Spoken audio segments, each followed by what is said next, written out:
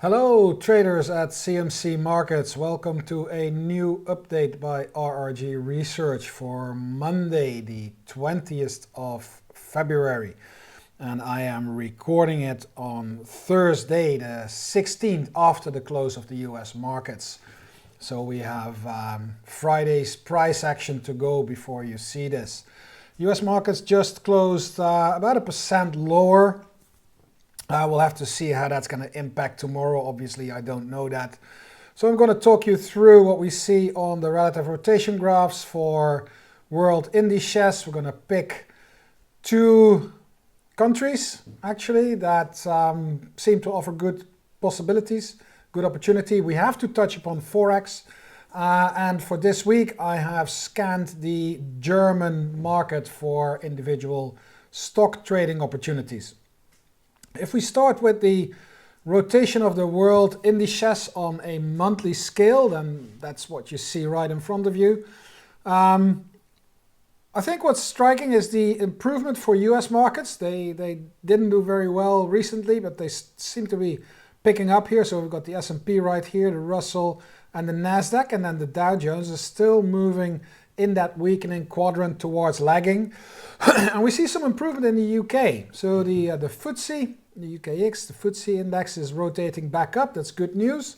And you see some improvement for the CAC, the French CAC index. The DAX and the stocks on a weekly scale are still moving lower. They're heading into that weakening quadrant. However, they are far on the right of the RS ratio scale. So the relative trend there is still up. That little dot that you see here, that's the Hang Seng index. That went through a very long strong streak, and it's now rolling over, but it's inside the leading quadrant at a very high momentum scale, very high momentum reading, but it's rolling over right now, which is not a surprise after such a very strong run. So we're going to leave the Hang Seng as it is for now. If we move to the daily RRG, this whole show is about shorter term trading opportunities, but I'd like to always put that in perspective, into a longer term perspective. And what I see here is that we saw the UK improving on that weekly, and that is certainly confirmed here on that daily. Look at that long tail. Long tails on an RRG, they underscore a strong move, so there's power behind the move.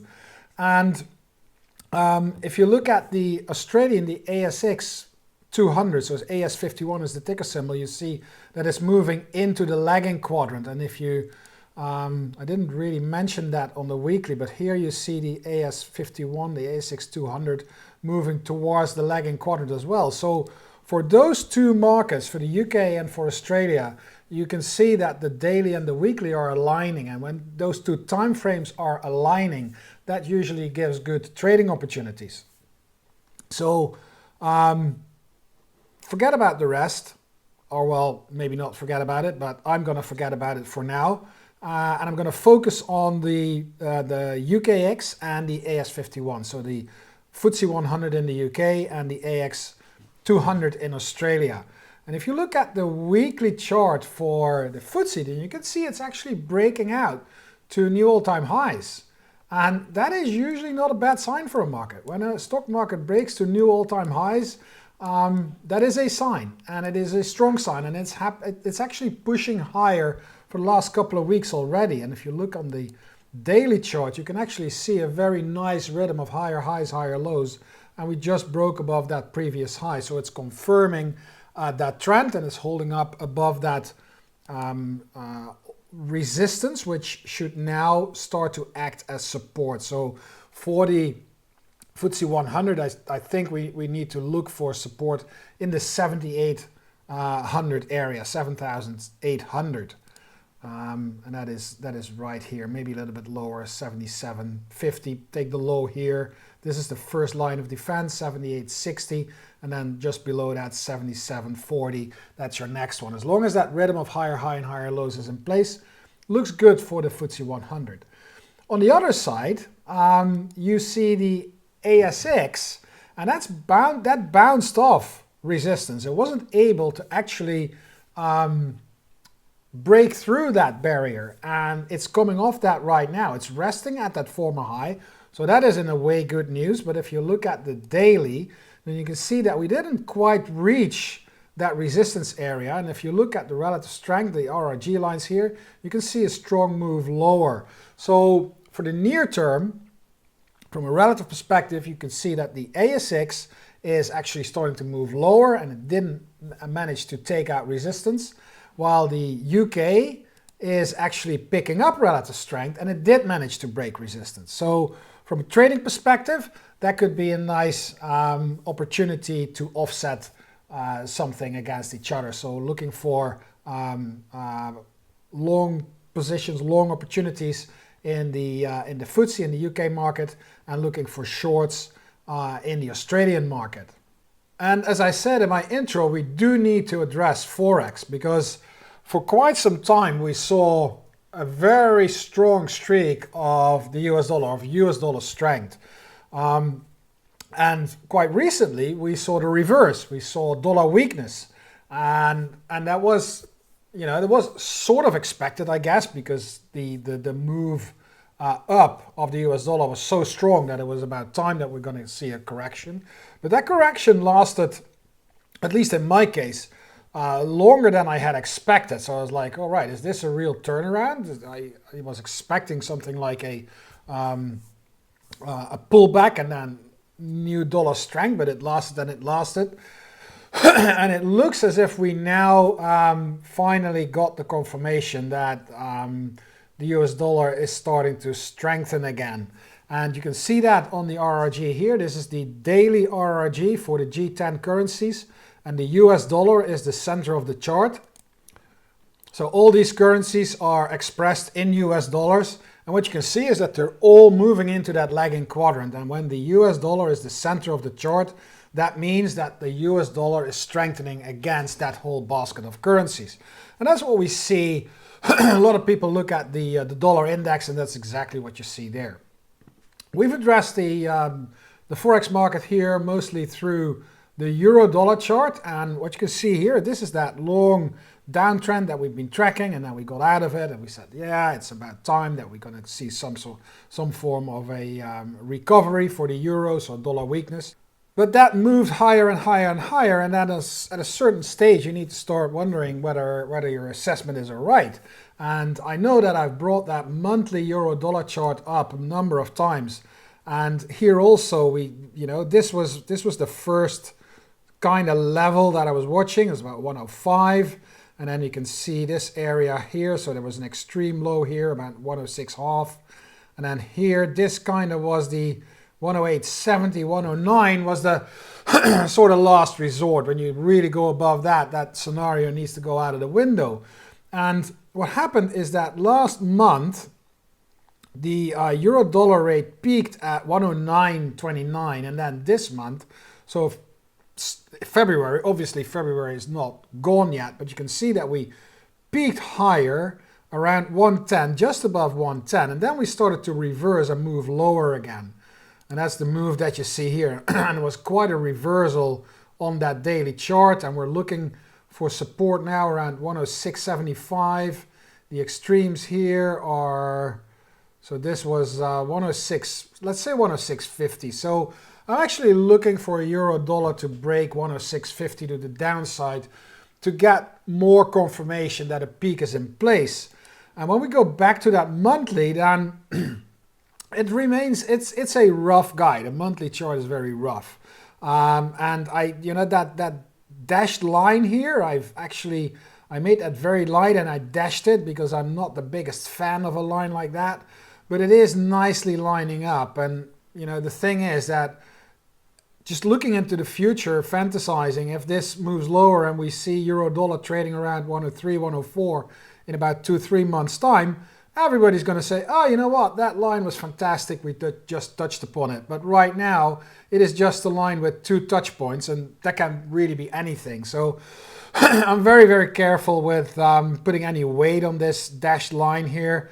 I'm putting more weight on the fact that we're now, 108.60 was the upper boundary, and we just, the wicks of those candles are just above it, but the bodies are not. And I think that's the most important thing to watch right now. And if you look at the euro-dollar daily chart, then that's where you can get your confirmation If we really move lower and start to make lower highs and lower lows, then I'm quite confident that this was the pullback, and we will see a continuation of this massive downtrend here of euro dollar, which means further strength for the US dollar in the months ahead. But we are at a crucial time. We need to see that confirmation euro dollar below 106.50 and further to actually make sure that that peak is in place and that we can concentrate on trading euro dollar in lower time frames, aiming for lower prices in euro dollar going forward.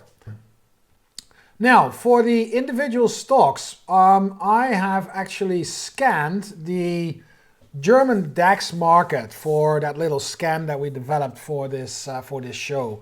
If you remember, it is a scan that looks for stocks that are trading above their 10-day moving average. The RRG hooked into a 0 to 90 degree heading, and the velocity, so the speed of the move, is improving. And that scan resulted in 7 stocks that hit all those criteria in the last week. So from in the last week, those stocks ticked that box. So not necessarily today, but it could have been anywhere from Monday last week to when I'm recording it, which is on Thursday. And I've set up, so here are the names. This is the RRG that belongs to those names, and we can look at the individual charts and see what we can see if there is anything that we feel is particularly interesting. So if we start with ALV, that's Allianz in Germany, then that relative strength is definitely moving lower, and you can see the pickup here because this is a short-term trading signal, short-term trade ID generator, and it's trying to pick up lows. Now, so it looks as if we're picking up some relative strength here. So ALV is right here, so that's that red tail that's just below that move, just underneath that blue one. It's starting to move in the right direction, still inside the lagging quadrant. And as you can see, it's actually at the end of a rally. So I'm not the biggest fan of this move, despite the fact that it might be picking up some relative strength. It's not a super great chart. As a matter of fact, you could see this rolling over. So for long positions, I'm actually going to ditch this one. So here we've got COK, which is Cancom SA in Germany. That is actually picking up relative strength, and it looks as if it's pushing against a recent high, which probably is, but it came out of that little consolidation. But watch when I make this longer. This is actually a very nice basing formation here that we're looking at. And that COK is pushing into the improving quadrant. So this one is something that I'm interested in. It's picking up in terms of relative strength. And if you look at the shorter term movement, I think that especially when we can take out that recent high, which is around 34.30, COK, Cancom, could be a very interesting opportunity, especially because it's coming out of such a long base. So I'd be watching this one sometime next week to break higher. If it doesn't happen, obviously the trade is off. But when it goes above 34.40, 34.45, this previous high here, I think that could be a very interesting stock. Then we got Deutsche Bank, DBK, hooking up nicely here, but deep inside lagging. And here again, if you look at the relative strength, you can see that it's trying to pick up that low here. It's coming out of a long trend. The only thing that makes me like, okay, this could be an opportunity, is because it looks as if we're completing a double bottom here. The upside is quite limited. It's a bit of a gamble, I'd say. It's probably the least interesting one of the 3 opportunities that I'm going to give you. So COK was one. DBK is between brackets. And we need to go further because DTE, that's Deutsche Telekom. Again, it's ticking the boxes in terms of the scan, but this is actually pushing against resistance after a nice rally. So from a trading perspective, you really don't want to buy against resistance. You want to buy when it passes resistance, or you want to buy when it's actually coming out of a base. And for DTE, that's not the case.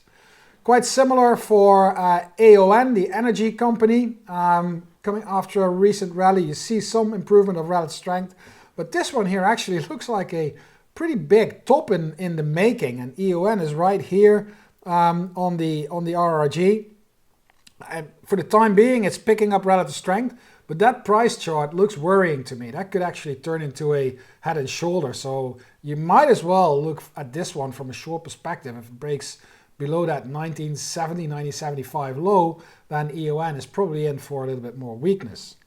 And then the second tail on the RRG, which is blue, is SUSE, S-U-S-E, in Germany. And you can see the pickup in relative strength. This is a much more gradual move. It's got a little bit more pace to it. You can see a nice long tail. That's also nice. And it's breaking above resistance. And again, look at this. When I lengthen this chart, you see the same as with COK, where it's actually coming out of that very long basing formation. So as USD, if it breaks above that 1910 level, and especially when it can take out 21, but that's already a nice trade for a little bit more than €1, almost €2 from current levels. But if that happens, then there is a very nice base in place for SUSE, which can push that price higher. And then finally, we've got TLX, which is Talanx AG in Germany. That is, again, it's pushing, it's in the right direction. It's picking up relative strength, but look at the price here. That has actually rolled over, and on that daily chart, this looks like a little bit of a correction before it starts to move lower. So out of these 7 stocks, I'd say that SUSE and COK are worth our attention. These are forming long bases, and they seem to be getting out of it. We need a little bit more confirmation next week. And then the real gamble, the real bottom fishing type possibility would be Deutsche Bank. Or that's I don't know. It's as I said, it's a gamble. I would very much look much more into COK and SUSE rather than Deutsche Bank. That's it. We already passed 17 minutes in this video. I hope you enjoyed it, and thank you for watching. And I hope to see you again next week at a new update by RRG Research. Same time, same place.